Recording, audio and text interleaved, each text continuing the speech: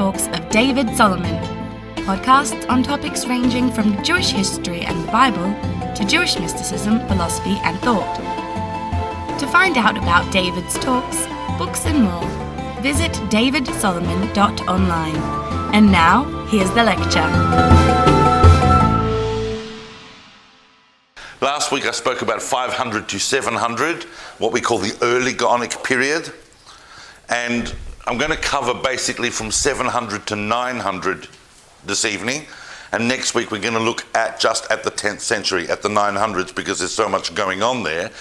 But right now we're going to talk about 2 centuries. I don't need a timeline to show you what 700 to 900 looks like. We'll talk about what that world is in just a moment. But what is important is a map. So this, of course, is the Mediterranean, and Spain is here. North Africa is here. Not to scale, but you know how it goes. Now, when we open the period I'm talking about tonight, so we move into around about the year 700, which is where we ended last week, let's look at what this world is and what it looks like. And we start really with looking at political or geopolitical domains. And the first thing that strikes us, especially if we were looking at the difference between this week's opening and last week's opening, is that if you rock back in a time machine to around about in the first decade of the 8th century, of the 700s, and you hadn't been there since a century before, you would be astonished to see that the Persian Empire, of course, is no more.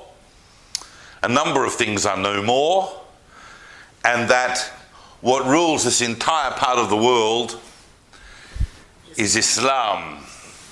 And that has happened in less than a century. From around about 630 onwards. So in 70, 80 years, that's now Islam, and it is more or less politically unified under the banner of the Umayyad Caliphate. The Umayyads.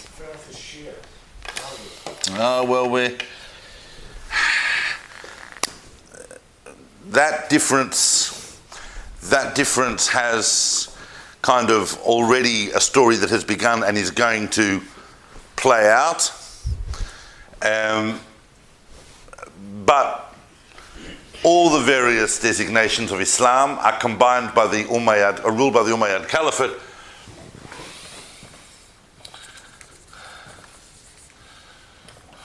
Now, for the purposes of Jewish history, and there is a lot of detail to go into. If this was a talk on the Umayyad Caliphate, I would have started in the middle of the 600s and we would go forward and I'll show you how that rose up. But what we need to understand for our purposes now is that what's the most important event in Jewish history really that is about to happen, that's really going to change a lot of detail about what we know and what's going to happen. And that is, of course, that in the year 711, Islam as a general rubric, but more specifically the Berbers, who were a people living in roundabout, Morocco and in the Maghreb, northwest Africa, who had sometime in the preceding couple of generations converted to Islam, had kind of their own thing going on, were nominally under the umbrella of the Umayyad Caliphate. They crossed over here and conquered Spain.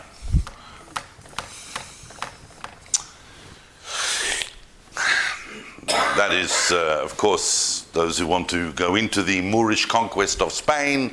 Yep. Tariq al-Ziyad, that's why Gibraltar is called Gibraltar, because it's Jabbar al-Tariq. He moved in. And the Muslims are not going to call it Spain. They're going to call it Al-Andalus. Just before, however, this is a big moment, but before that happens, I just want to touch on, and I should have touched upon this before I did that. Before this was Al-Andalus, this was Hispania. Who ruled here? Who ruled in Spain before that Islamic invasion of 711. When we say Christians, that's very broad. Well, the Romans have been a while gone. It's ruled by the Visigoths. Not just Christians, the Visigoths. And their particular outlook was a little different from what was going on in Central and Western Europe up here. And the Visigoths were not benevolent rulers towards Jews that were living in Spain. There were Jewish communities and individual Jews, quite a number, that had already been living in Spain since the Roman Empire. Those Jews suffered quite considerably in terms of religiously, economically, and in many other ways under the Visigoth rulers. Didn't like Jews. It never ceases to astonish me that the nations of the world have not learnt the simple guiding rule that if you are not benevolent to your Jews, your civilization is going to collapse. I cannot think in the last 2,000 years of one exception to that. Conversely, if you are benevolent to your Jews, your civilization will thrive. I cannot think of a single exception to that. There's like a rule of history that is amazing that people don't actually absorb. Countries should not be kicking out their Jews, they should be welcoming their Jews. Now, as it happens, we're not yet at the golden age of Spain. People don't need to get excited right now. Spain's just been conquered by the Moors, but the Jews that were living there welcomed that. Many of those Jews that had to be living falsely under Christianity, the way their, Jews in Spain much, much later would have to. They even helped the invasion. So the big turning point we have to understand historically as well, and this is important, the big turning point is not specifically to Jewish history, but to world history, but has a profound effect on us, and definitely needs to be understood in the context of what I'm going to talk about tonight. And that is that, Islam being Islam, it doesn't have a natural tendency to halt its own progress in terms of territorial conquest. And of course, it soon becomes apparent that if they've conquered Spain, well, what's next? In fact, it was one of the early caliphs of the Rashidun Caliphate, I think Omar or Uthman, who had actually said that the way to capture Constantinople, and Constantinople is here, and throughout the 7th century Islam and 8th century Islam had a couple of cracks at it, but couldn't take Constantinople from the Byzantine Empire. But he said, actually, the way you get to the Constantinople is from the west. Conquer Spain, conquer all the way through Europe, and you'll take Constantinople. However, the Islamic invasion of Europe, and it was a big invasion, it was a big army and some concentrated efforts to move from Al-Andalus, from the Iberian Peninsula, into France, into the Frankish kingdoms of Lower France, and ultimately Germany. But who stopped them? It was Charles Martel, a Frankish king called Charles Martel, at the famous Battle of Tours in 732, stopped the Moors, the Islam expanding into Europe. That is a world history defining moment. All historians will tell you, if Martel had not stopped them, then it was only a matter of time before all Europe would have become Islamic. Yeah?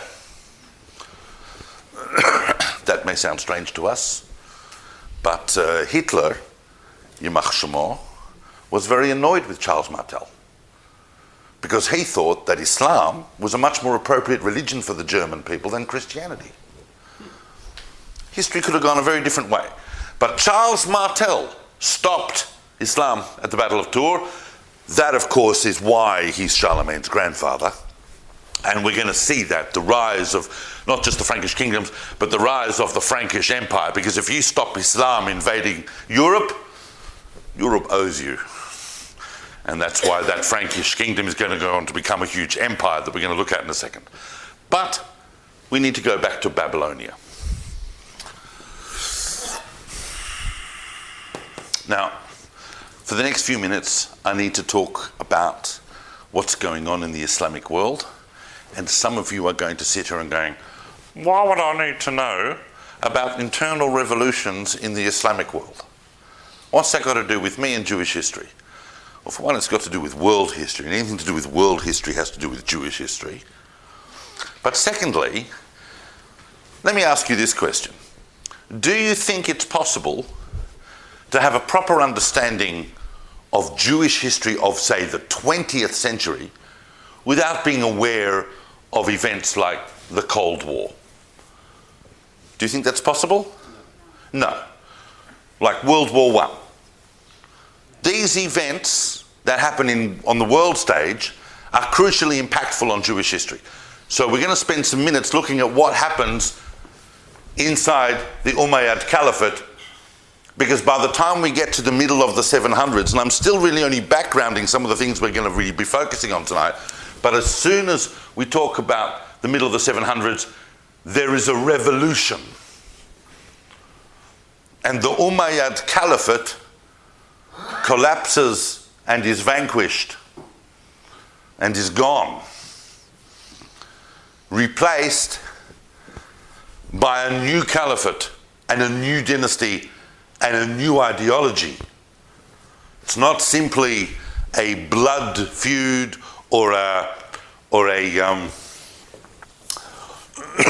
just someone else who's hungry for power.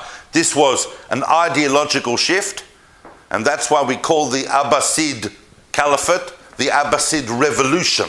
It was a revolution. It started over here, it spread, and eventually led to the downfall of the Umayyad Caliphate to be replaced by the Abbasid Caliphate. Because it's ideological, it is of significance. What was the fundamental, and not to mention the fact that they then shifted the base of operations of the Islamic Empire in a very, very impactful way, which we'll see in a second, because they moved it from the Umayyad capital was in Damascus, and because much of their power came from the east, and their backing came from the east, they moved it slightly eastward, not hugely, but they moved it to a new city that the Abbasids built in the middle of the 700s, a new city called Baghdad. What was the fundamental ideological difference between the Umayyad and the Abbasid Caliphate? Is that the Umayyads believed in the fundamental superiority of Arabs versus other peoples, and within Arab society, of their own noble houses. They were not into sharing power. So positions within the Umayyad Caliphate depended on your racial background and also upon your own particular yichus. That really, really annoyed the millions of people that had just converted to Islam and were told that Islam prizes and values equality. So much so, in fact, that people were still required to pay the jizya tax, which was placed upon non-Muslims like Jews and Christians, even after they'd converted to Islam, because they came from a non-Arab minority. As you can imagine, that also annoyed people. So at the end of the day, the Abbasid revolution within the world of Islam in the 700s was a revolution about equality. The capital moves from Damascus to Baghdad, and we move from the Umayyad to the Abbasid rule. It's very important for us to understand that when the Abbasids came to power, and they came to power not in a particularly peaceful way, there was a lot of bloodshed. Might have been a revolution in the name of equality, but there was a lot of bloodshed. And the Abbasid rulers immediately set about exterminating completely any remnants of the Umayyad Caliphate,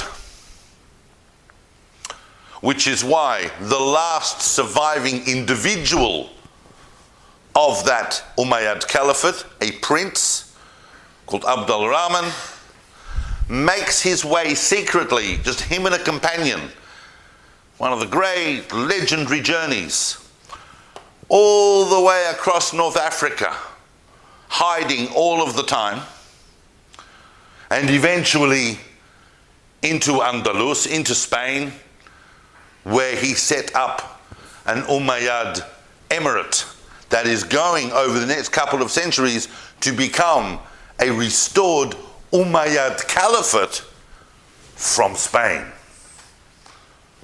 I'm going to talk a little bit more about that next week, because that's going to become the big Cordovan Caliphate, etc. So here's the picture once we get to the middle of the century, is that we've got the Abbasid Caliphate, ruled from Baghdad, an Umayyad emirate here, and in a moment I'll be talking about what's going on here, but this is still Christian. You've got various kingdoms, but for the second half of this century it's really going to be about Charles Martel, his son Pepin, his son Charles, who's going to go on to become Charlemagne, and so on. We'll get back to that in a minute. I need to go back to Babylonia. Because what is, let's remind ourselves, what is the defining feature of the Geonic period? Why is it called the Geonic period? Because who were the Geonim? They were the heads of the two great academies of Sura and Pumbedita, who now find themselves not in some backwater Jewish community in relation to the centers of power, but in fact very, very close to the Abbasid rule of basically half the known world. Islam now ruled from the Abbasids ruled from the Indus Valley all the way through to Spain. That's an astonishing empire, and the center of it was right where the Talmudic academies of Babylonia were led by the Geonim.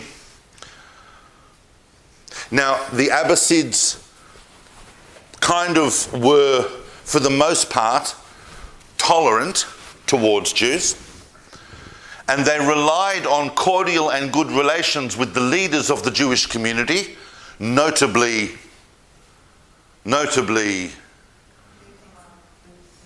the Resh Galuta. Remember we spoke about that last week? The Exilarch.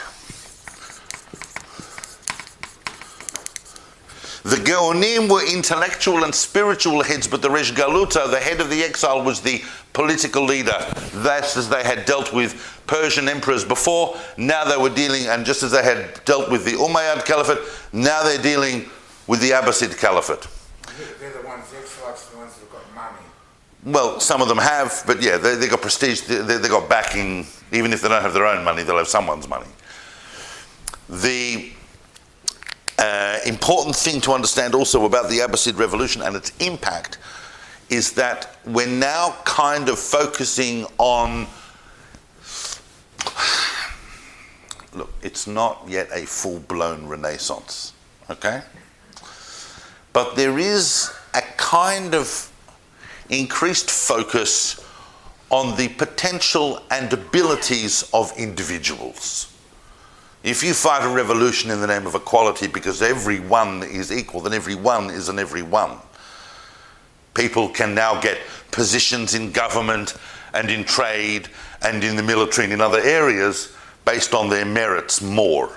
Like I said, we're not at full-blown enlightenment, emancipation, etc. But there is a shift towards individuals, and that shift towards individuals is reflected in some of the religious and theological trends that are happening in that part of the world at this time. Now, we haven't got time to focus on all of that because I want to zoom down now into what the impact of that was for the Jewish world. And the most important thing you need to realize about the middle of the 700s, if we are now zooming into Babylonia and we are looking at that world, particularly intellectually, and I can't overstate how important the intellectual world was for Babylonian Jewry, which was the absolute center of the Jewish world around which all other communities orbited. And what we find is that people are starting to extract from the Talmud individual guides for halachic behavior. Now, some of you might sit there and go, I have no idea what that means. Or you're sitting there going, how interesting is that? Not. But I just need to pull you back a moment to make you realize how important that is. And let me remind you, those of you who are sitting here with any misapprehensions about this, what I'm about to say will come as a shock to some of you, but to others it will be okay. And that is, the big secret is,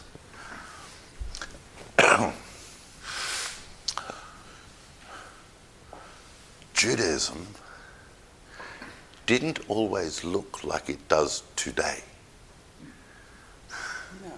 No. It has gone through phases of flux and transition. Yep.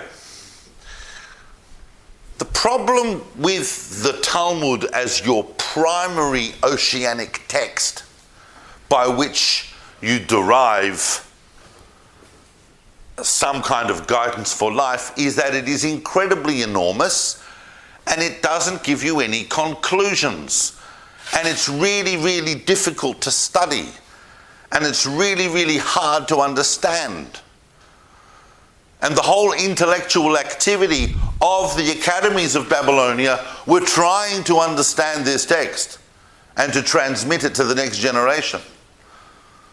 But it wasn't until the middle of the 700s that some people started to say, maybe we could extract various digests of halakha out of the Talmud, and we start to see the very, very beginnings of authored texts that are effectively codes. They're not really yet codes, they're what we might call proto-codes.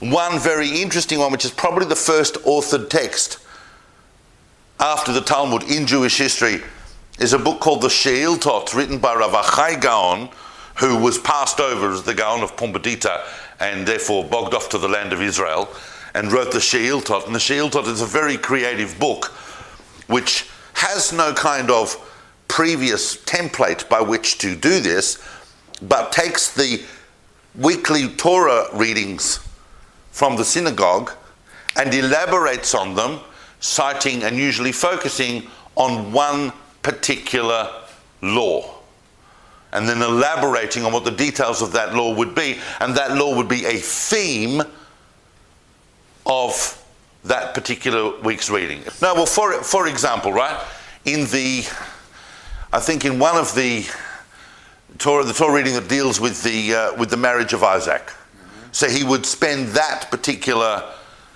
essay dealing with the laws of marriage. There were legal, let's say, on Noah. Yep. He would talk about theft. Theft was regarded as one of the big things of the generation of the floods. He'd talk about the laws of, for example, yep, different theme and expanding about that. It's not a code, but you can see that there is an attempt there to try and develop a kind of fixed narrative about what Jewish law looked like.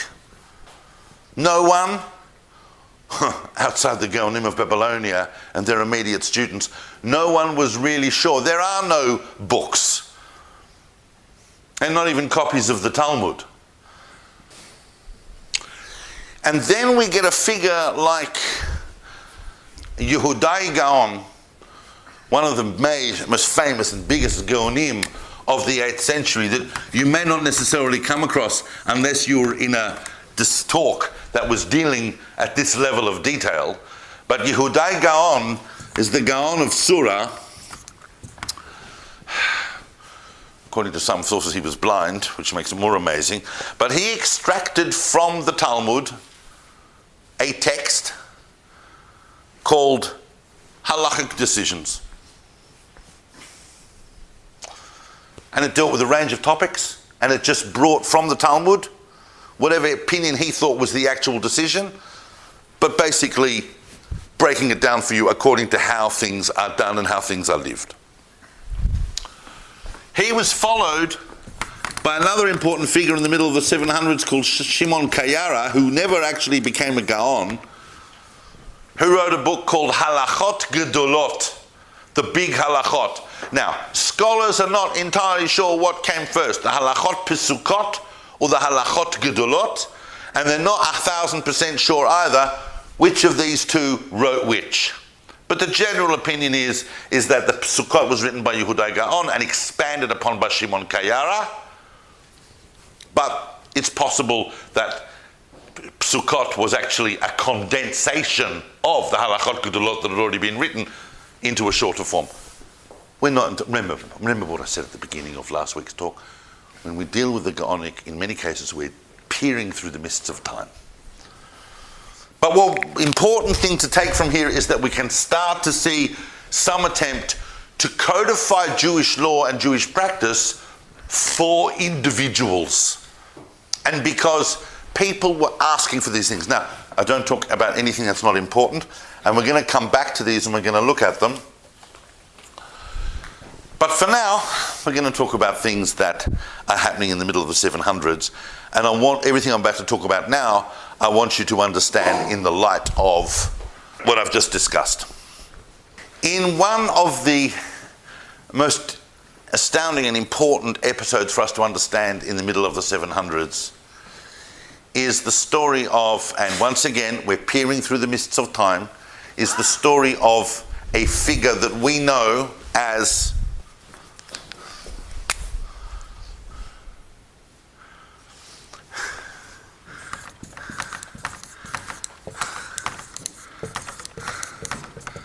Anan ben David. Yeah? Now, later literature, later Geonic and medieval literature will tell you, you're smiling because you know who that is? Oh, sorry. I don't know. Yeah, no, that's okay. Later literature will tell you that the reason that Anan ben David did what he did is because he was hurt and upset, as you probably would be, because he was passed over for the job of exilarch. He was of the exilarchic family. He looked around, he thought, look at my generation. It's got to be me, right? My uncle, when he goes, my uncle's a Resh Galuta, but when I look at the contemporaries of mine who are descendants of that family, it's got to be me. And it wasn't. They chose someone else. That's what later literature will tell you. But we're not 100% sure of the motives of Anan ben David. But what he did is fascinating in the light of the background I just explained, that just in the middle of the 700s, they are just starting to codify potentially rabbinic literature. And Anan ben David gets up and he says, the Talmud, this thing that all of you for hundreds of years now have been sticking your head in, and let me tell you, that because I didn't go into detail and I probably should have, Yehudai Gaon didn't just write a halachic digest. He was absolutely determined, on the one hand, to assert the preeminence of the Babylonian Talmud over the Palestinian Talmud, and to make the Babylonian Talmud an effective scripture, an absolute lock, stock, barrel authority on what Judaism is. If it's not in the Talmud, it's not Judaism. I'll say that again. If it's not in the Talmud, it's not Judaism. The Talmud has the basic practical effect as scripture. It's a huge shift to try and do that, and he succeeded in doing that. So that's why it's not surprising that just around about that time, Anan ben David gets up and he says, this Talmud is bunk. That didn't come from Moses. The rabbis, they made it up. They made it up and began a cult that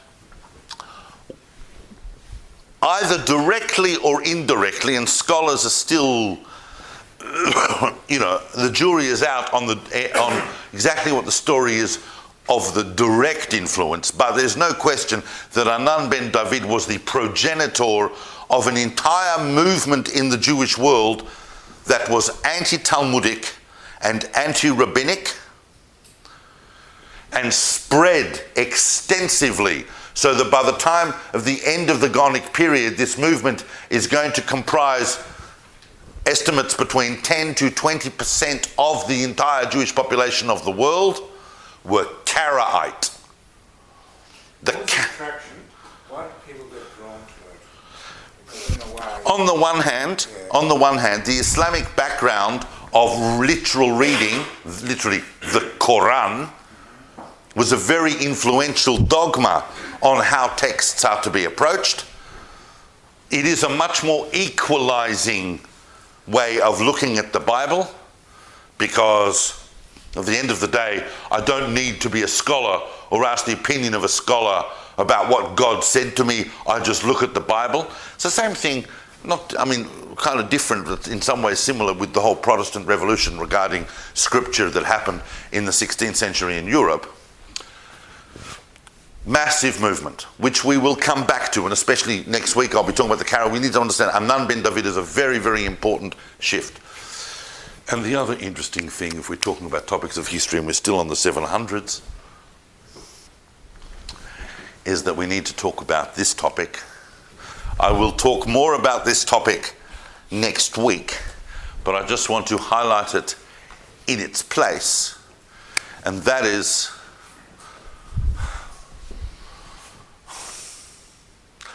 that at some point we believe, or most historians believe, there is some basis to this in historical fact, but it's very, very misty.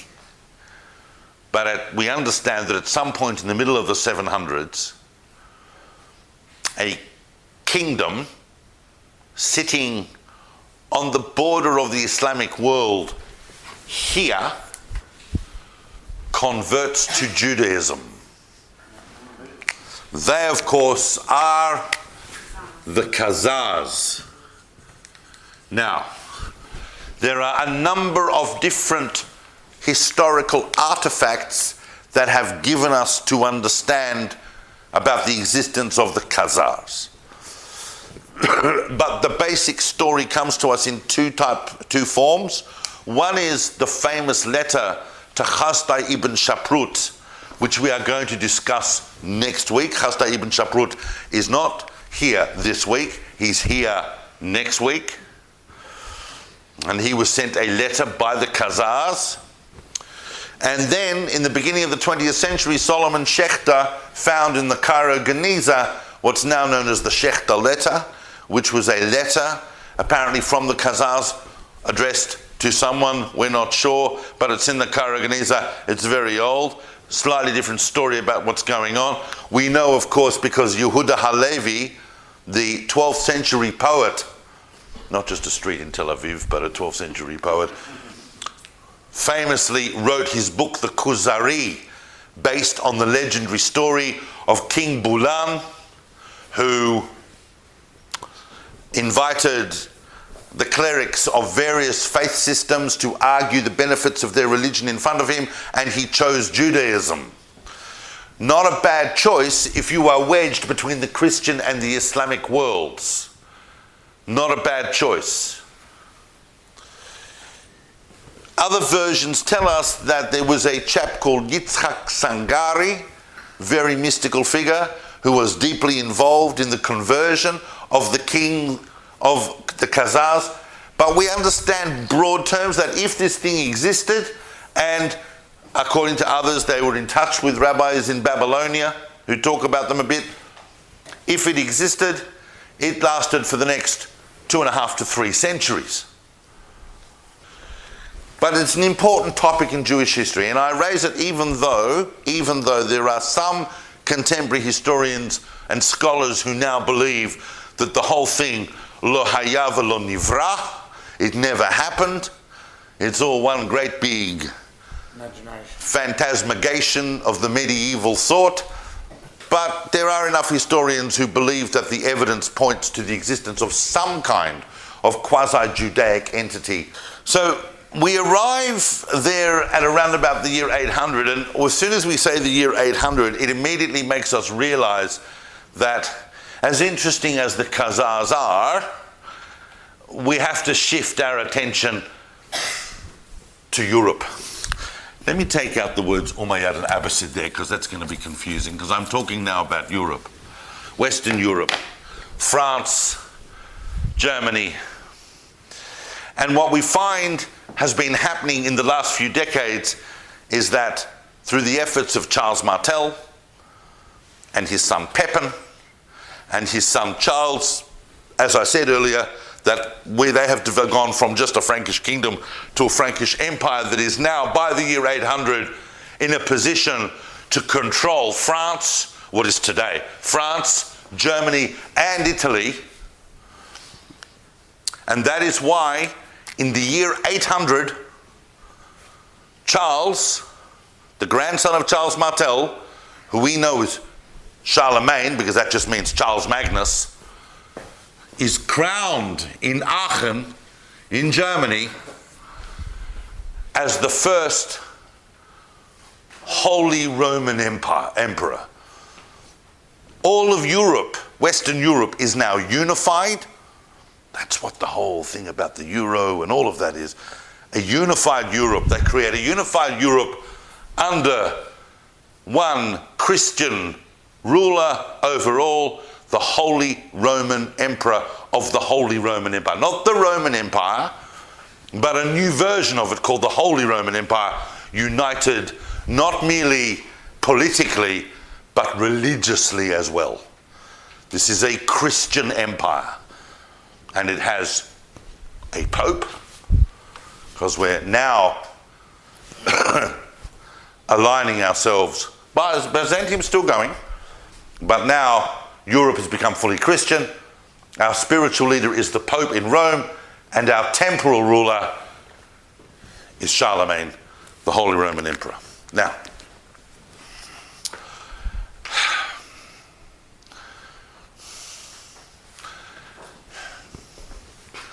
this is why we need to learn history, because we shouldn't make silly errors. We should understand some things. We all make silly errors. But we should always not just deal with broad strokes and generalizations. We need to look at things in a bit more detail to understand. What do you think the impact of that was for the Jewish communities and Jews living in that area? It's good. Not too good. It's good because it's pro-Jewish. It was good because Charlemagne and his son Louis the Pious liked Jews. I know that sounds incredible because someone with the name Louis the Pious sounds like they're going to be an anti-Semite for sure. But if Charlemagne liked Jews, his son Louis really liked Jews. This is all part of what was happening in the early decades of the 800s in Europe, in Western Europe, that is now referred to as the Carolingian Renaissance. Because Charlemagne and definitely Louis were interested not merely in edicts of toleration, and basically Louis lost his throne effectively because he was so tolerant of Jews, that not only of an era of toleration, but also an era where they tried to grow scholastically and with art and music and architecture. This is the Carolingian Renaissance, and Jews did very, very well there. You know that the year before he was crowned emperor, Charlemagne sent a delegation to the Caliph of the Abbasid Caliphate, the fifth Caliph, a very important figure called Harun al-Rashid. And he sent a diplomatic embassy of friendship. And in that, along with that embassy went a few Jews, because they were diplomats appointed by Charlemagne, and they had gone to see Harun al-Rashid. Harun al-Rashid, very impressed, and he forms a friendship with Charlemagne and sends him back gifts. One of the gifts that he sent him back to Charlemagne, a gift that was delivered by a Jewish emissary called Isaac, a Frankish Jew appointed by Charlemagne to bring back from Baghdad to Aachen. Anyone know? An elephant. Probably the most famous elephant in history, an elephant called Abul Abbas. Abul Abbas, very, very famous elephant. And Isaac travelled with this elephant from Harun al-Rashid. Well, an amazing story. Took him 2 years, but he travelled with this elephant all the way across North Africa. And wherever they went, it was like, I work for Charlemagne in Europe, but I'm just coming from Baghdad with an elephant. All the way, and then Charlemagne met up with emissaries who told him that, King Dude, that Isaac's coming back, and he's coming back with an elephant from Harun al-Rashid. So Charlemagne sent ships to pick him up from Tunisia and take him back to Europe and so on. He delivered, in 801, Isaac delivered Abul Abbas to Charlemagne in tremendous... who in Europe had seen an elephant? Right? And phenomenal story. Before you ask, the answer is we don't know. The historians argue over that. You were about to ask me whether it was an Indian or an African elephant. Now, right. That elephant has a whole other history that happens after that, but that's the famous elephant that he got from Harun al-Rashid, delivered by a Jew. Just to show you how Jews were empowered and enculturated during the Carolingian Renaissance. So much so, in fact, that towards the end of the reign of Louis the Pious, and I'm telling you, who issued edicts regarding toleration and Jews that would be the envy of even the most pro-Jewish political rulers. I mean, seriously, could have indicated that, things might have gone very, very differently in Christian Europe had the Carolingian dynasty continued like that. But unfortunately, Louis divided up his kingdom between his 3 sons. He didn't nominate one ruler, and that is the origin of what is eventually going to evolve into France, Germany, Italy, and all the different breakup of Europe that it eventually became. And by the time we only have to get a couple more generations, and the rulers, through various pressures, but particularly the economic pressures of Christians and priests, and the theological pressures, things are no longer that good for Jews. Very quickly. Yes, skills. What are the skills that sort of enamored these leaders? Was it trade? Was it medicine? Well, Jews were engaged in trade, and even Spain, especially, some Jews were engaged in agriculture. Those particular Jews in that age were particularly known to be dealing in wine, in silk. So there was a lot of trade. But Jews also multilingual. Lots of contacts. One of the major reasons Jews were trusted as diplomats and to carry money and to deliver messages and to do things is because they knew a Jew from here could walk into a shul here and within 5 minutes be immediately trusted. You know that. A Jew walks into shul today, you'll know in 5 minutes if that's someone who knows what he's doing, if he knows what a shul looks like, if he understands, if he's Jewish, what he's saying is true. Not always, but... So Jews had to, and linguistically, Jews were familiar with the different languages, the different layouts. That's what Jews do. And that picture of what Jews do had already started developing in Europe. Now, the thing is that the Carolingian Renaissance got so intense that one of the great scandals of the 840s was that a Christian, a Catholic bishop called Bodo converted to Judaism. That kind of thing doesn't happen very often, and certainly doesn't happen in medieval Europe very often, but it happened, and that really woke people up again. Bishops are converting to Judaism? What the Carolingians going on here? Obviously, even with a more tolerant society for Jews, there's no way that Bodo could stick around in Europe, so he went to Muslim Spain to live. Interestingly, and I'm not going into this in detail, but interestingly, when he's in Muslim Spain, he starts a correspondence with a guy called Pablo Alvaro, who was a Jew that had converted to Christianity, also living in Muslim Spain.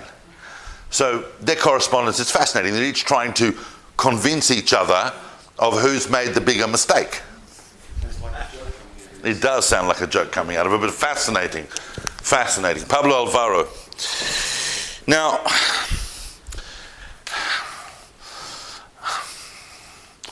want to go back to Babylonia for a minute, because one of the things we need to talk about is the noticeable in this period of the 800s, the late 700s and the 800s, once again, due to the fairly dominant impact of Yehudai Gaon's entire push and project for the preeminence of the Babylonian Talmud and of the Jewish academies of Babylonia over the studying academies of the land of Israel, because now that the Christians and the Sassanids had all gone, it's all Islam. So there are Jews living in Jerusalem, there are Jews living in Tiberias, there are Jews living right throughout the land of Israel, and they had their own Torah academies.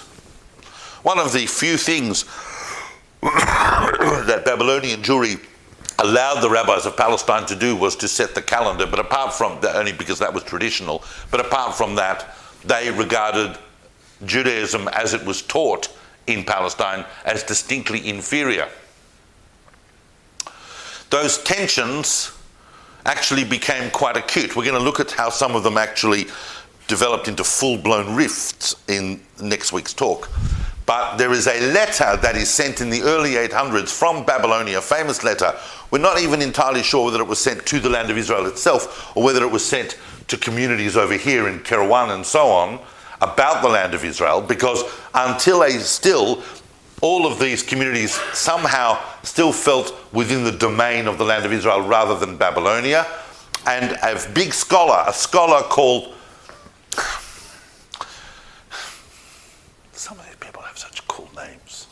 We should reintroduce these cool names, yeah? Pirkoi ben Baboy. Now, Pirkoi ben Baboy...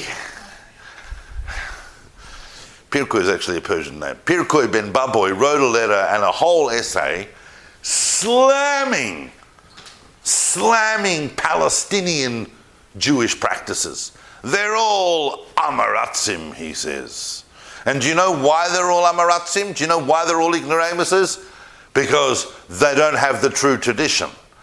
They lived under Christianity, they did this, they did that, they were oppressed, misken, Rahmanas, but when they got themselves together, they took a shtickle from here and a shtickle from there, and they patched it together, and now they teach it as Torah, but it's not really Torah. Moreover, we're hearing in Babylonia, he says, and they are getting complaints, that some people are using the digested halachot, as produced by Yehudai Gaon and Shimon Kayara, as their actual practice.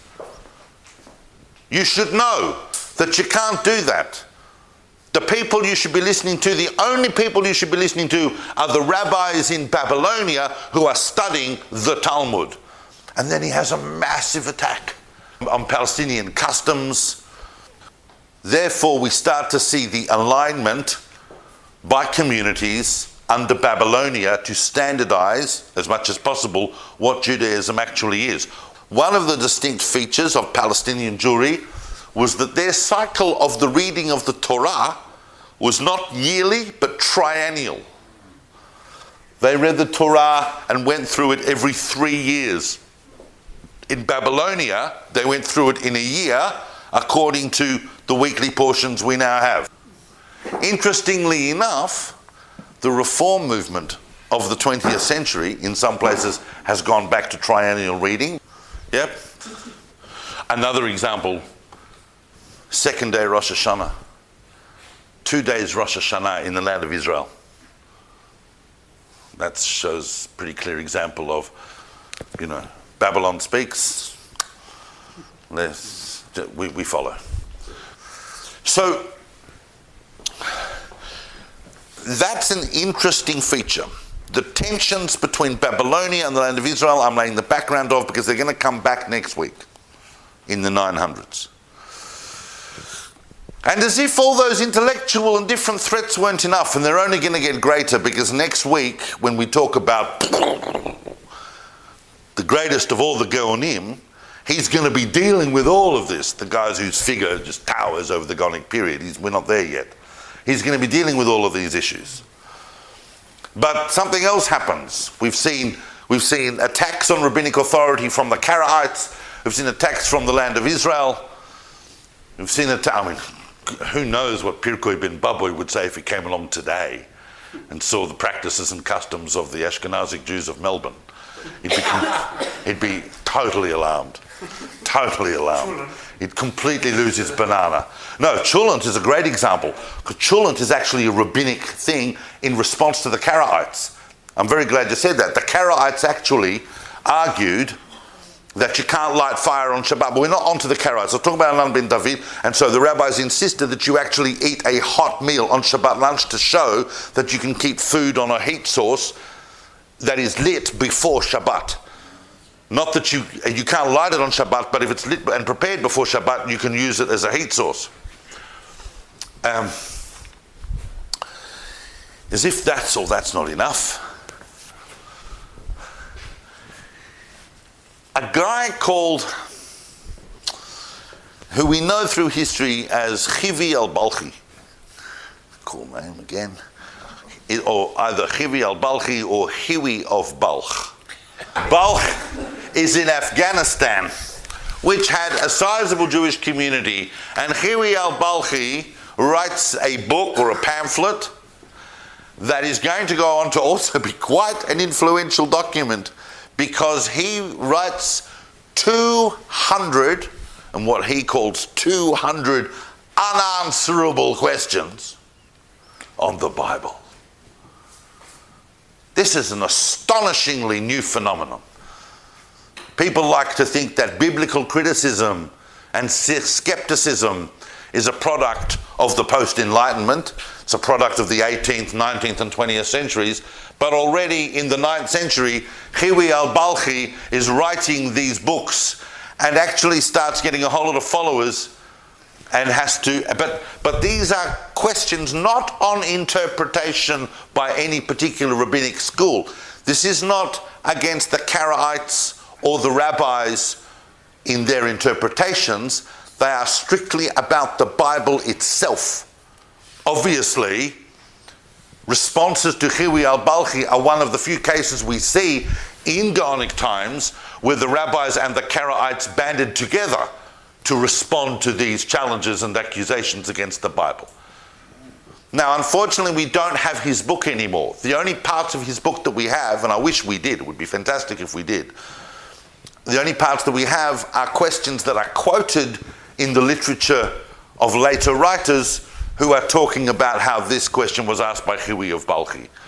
And we know that it had an effect because several Geonim and several medieval writers are still having to deal with these issues. And he had a following.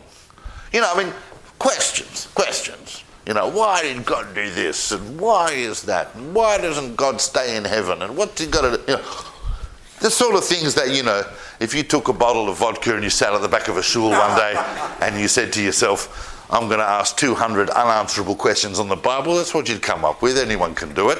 But he did it. Now, there's two more important Geonim. One of them is very famous, possibly even the second most famous Geon of the entire Geonic period. And I need to touch upon him because they're all also the second half of the 9th century, the late 800s, and they show us something. They're not just, I mean, if we were to talk about all the important Geonim, we would be here till the morning. Yeah? There's 500 years worth of Geonim. I'm just picking the ones whose contribution really kind of shifted things. And one of the ones who shifted things is a Geon called Paltoi Geon. And Paltoi Geon, who I believe was at Sura, sent the first ever full copy of the Talmud to Spain. By now,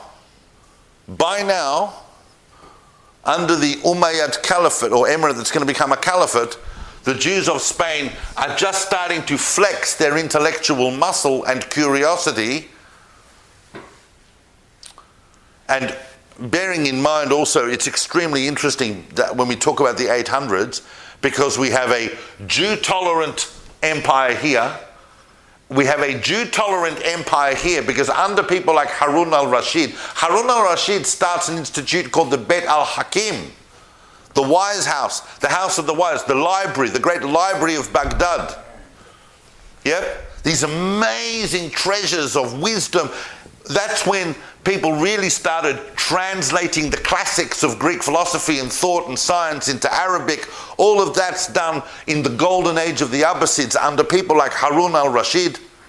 And here also in the 800s, the Umayyad Caliphate in Spain is also encouraging Jews and starting to lay the groundwork for what's going to become the golden age of Spanish Jewry. So the 800s, if you're in the time machine and you're whizzing past, it's worth stopping off for a few weeks. It's not a bad place for Jews, the 800s.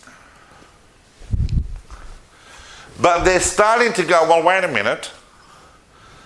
We're starting to create a bit of a merkaz here, a bit of a center. We don't really have the fundamental texts. Surely the rabbis of Babylonia are not that much cleverer than we are. Let's have a look at the Talmud.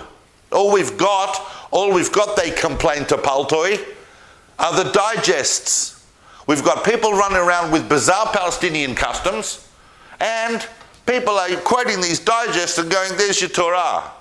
And Paltoi goes, that's unacceptable. If you're not going to listen to us, then at least study the Talmud for yourself. So he sends them the first Talmud to Spain. But that is not as famous as what was sent to Spain in the second half of the 800s by Amram Gaon, who as I said, probably the second most famous Gaon. And what was the unique and incredible contribution to Jewish literature and life that was sent to Spain by Amram Gaon, the first example of what? A Siddur. Amram creates the Siddur. And the Siddur that he puts together, the order of prayers and the style and mode of prayers that he puts together, becomes the stem, DNA, of both what is going to become Nusach Sfarad and Nusach Ashkenaz. All the great Nuschaot of world Jewry, which became kind of stabilized throughout the Middle Ages, are evolutions from the first Siddur sent from Babylonia to Spain by Amram Gaon. It included as well Piyutim, which is a bit odd because Pirkoi ben Baboy, Piyut, was one of the things that he lambasted Palestinian Jewry for. What was the issue with Piyut? Where did Piyut come from? Elazar ben Kalir, who was living where, in which empire? Byzantium, which had control over the land of Israel and was trying to interfere with liturgies and so on, although Kalir probably lived in Italy, but all of these communities were using Piyut. Pirkoi ben Baboy didn't like Piyut, he slammed them for it, but within a generation, Amram is sending them a Siddur that's containing Piyutim, as well as all of the standard structures of prayer, of course, the Shema and its blessings, the Amidah. We've had the Amidah since the time of the Mishnah, but there's no specific acknowledged formula. No one's telling us what we're supposed to say, how we're supposed to pray, what the order is, where things come, when do we stand, when do we sit, when do we do this, when do we do that, what happens here, what happens there, what happens if it's this day, if it's that day. A Siddur, the first Siddur, huge development within Judaism. So within a generation, you've got the first copy of the Talmud and the first Siddur. They hadn't even written a Siddur for Babylonia. That's the interesting part. The development of the Siddur as a textual artifact only happens as a result of a request from Spain for an order of prayer.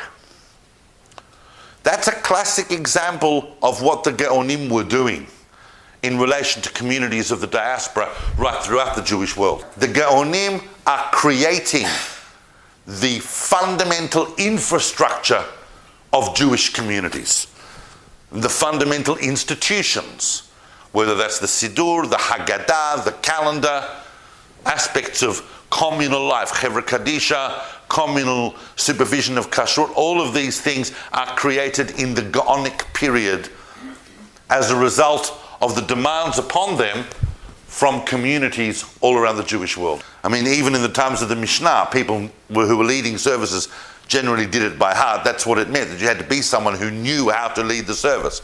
Here, they're sending it in the form of a book. This is a Siddur. Now, I'm just going to finish off with a couple of interesting people, because once again, if we're talking about the 800s in Jewish history, and you're sitting at some dinner party and the subject of the Jewish history of the 800s comes up, and you would not want to be caught short on this and go, oh, well, I heard David Solomon talk about that, he didn't mention this. One extraordinary figure that pops up at the end of the 800s, he is one of the most famous travellers of Jewish history. Like a Jewish Marco Polo, but hundreds of years before Marco Polo. In a very famous series of journeys that he then wrote up into a book. You see, people are starting to write books. Not just the Talmud. Eldad Hadani, or Eldad the Danite. Now, Eldad the Danite, in his book called The Travels of Eldad the Danite, if he is to be believed, and historians and scholars generally regard his travels as more or less what we might call exaggerated authenticity, meaning that he probably did travel, and because we know that from the things he describes and some of the things he saw, there are correspondences in different parts of the world, but the overall narrative that he gives us is so wild that it's very difficult to take it all at face value.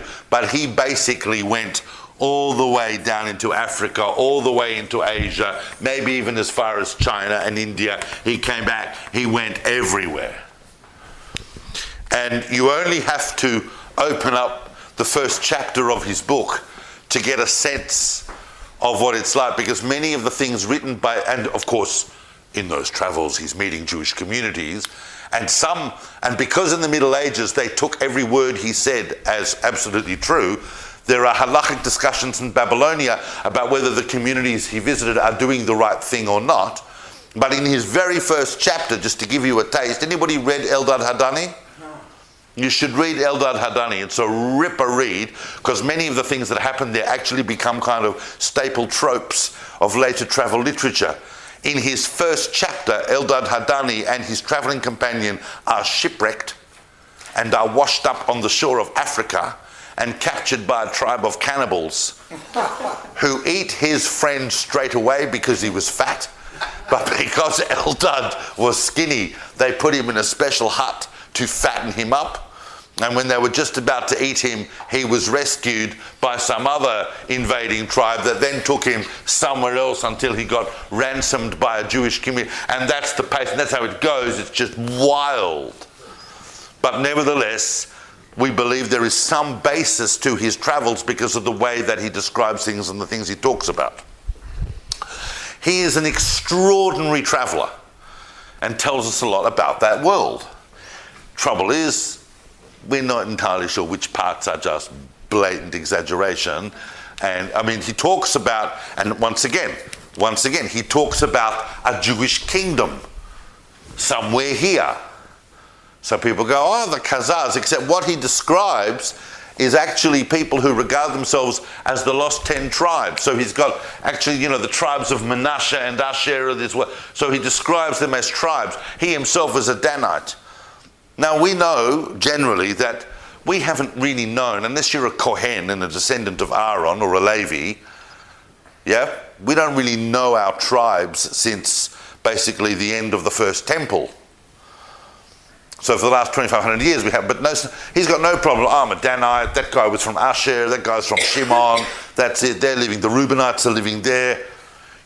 Establishing major tropes, however, for much of medieval literature. Remember, you've heard me talk about the 16th century, right? So we know that when David HaRouveni turns up in Venice, he says, I'm from the tribe of Reuben, and we're living on the other side of the river Sambatyon, which, by the way, Eldad Hadani also talks about the river Sambatyon, that famous river that can only be crossed on Shabbat and so on. All of these major travel tropes established, but a very important figure that is nevertheless taken seriously by the Geonim of Babylonia because of the things he says about those communities, and have discussions about whether or not we can regard the halachot contained in the travel logs of Eldad Hadani as actual halacha. The other famous traveller who is contemporary with that, and I'm going to finish on this note, but it's too good not to tell you, this is not a well-known figure. This is obscure. You have to go deep into Geonic literature to know this. And so everything that I've spoken about till now would probably be regarded as things you would need to know for that dinner party. But the thing I'm going to talk about now is something you could contribute. And that is that there's another figure contemporary with Eldad who is noted for his travels, and that is Natronai, the Gaon of Pumbedita. In fact, he is Natronai II, because there was an earlier Natronai who I think was the teacher of Yehuda Gaon a century earlier. Natronai II acquired a reputation, certainly in later literature, as a transcendental traveller, meaning that he harnessed and possessed the power to instantly travel and appear at different parts of the world at will.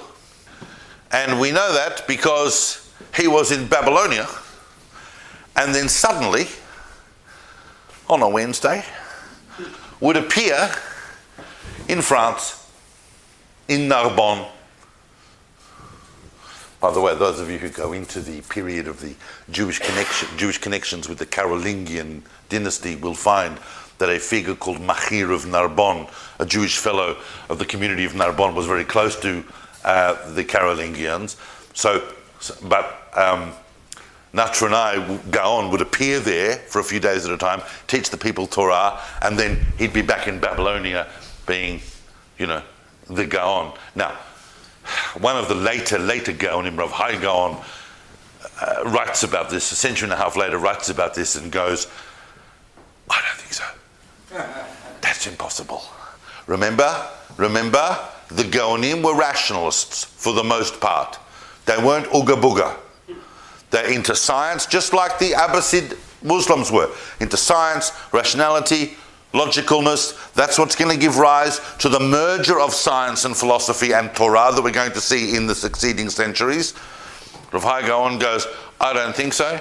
I think there was someone who turned up in France who claimed to be Natronai Gaon, or looked like Natronai Gaon, but I refuse to believe the Natronai Gaon just suddenly appeared in France and then popped back to Babylonia when he wanted.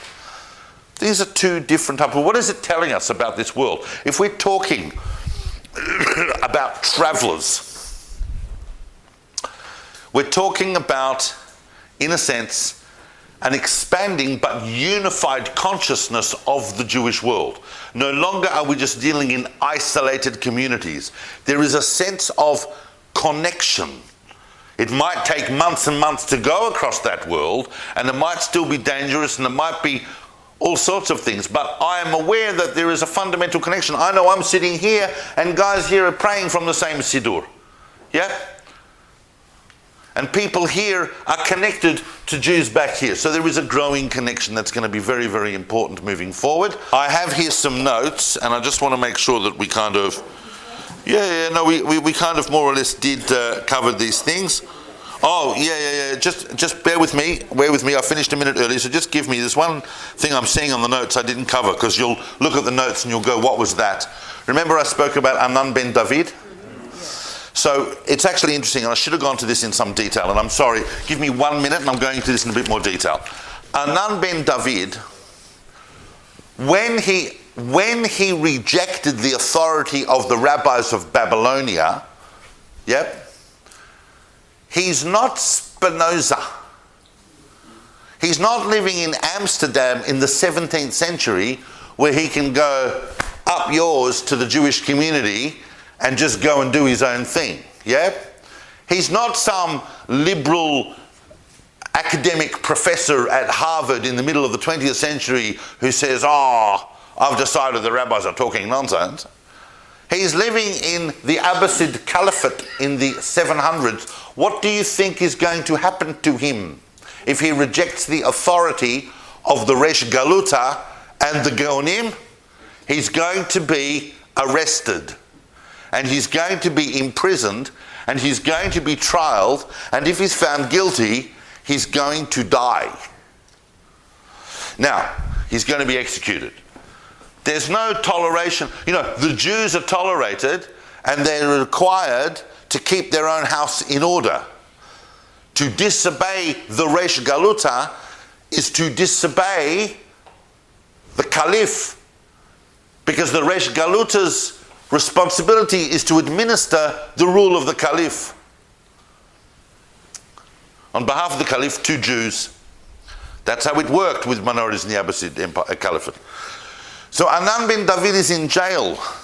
And while he's in jail, he has an encounter with a very, very, very significant Islamic theologian who also happens to be under arrest, called Abu Hanifa. Abu Hanifa is regarded as one of the 4 great early Islamic jurists that develops a whole school of thought that's still practiced today. So Hanifa says to him, I'm going to advise you on how to get out of this and survive this. First of all, you have to claim that you are a different religion. And you have to demand that the Caliph, Mansur himself, is at your trial.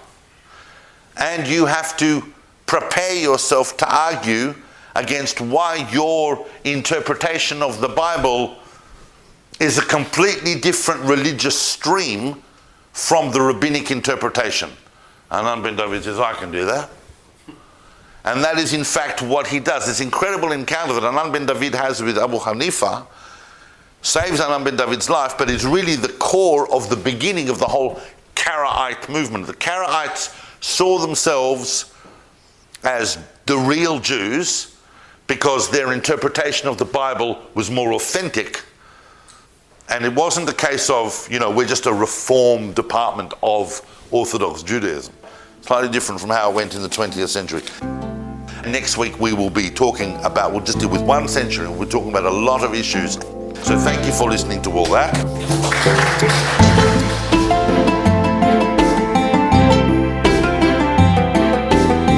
Thank you for listening.